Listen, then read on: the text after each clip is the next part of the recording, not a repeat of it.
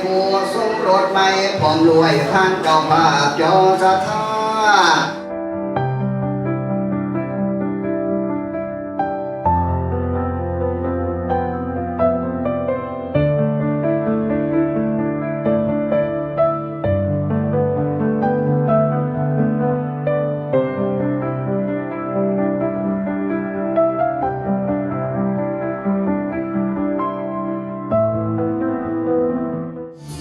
บายถูสารวัตรบายถู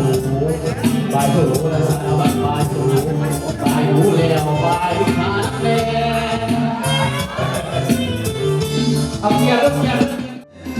เจ้าหลงรักเป็นวันดังคนไปบ้านที่คงเสียแล้วละน้องกลายเป็นกุหลาบประดับใจใจน้องที่คนมอสองยังพยาสัญญาบอกเรายังพยาสัญญาบอกเราเห็นผู้สาวระบายให้เดินคนส่วนนี่บอกว่าของเราคนต่างจอยเขาบอกมานั้นสัญญาปัจจัยไปให้ใครเขาครองปล่อยให้คุ้มครอง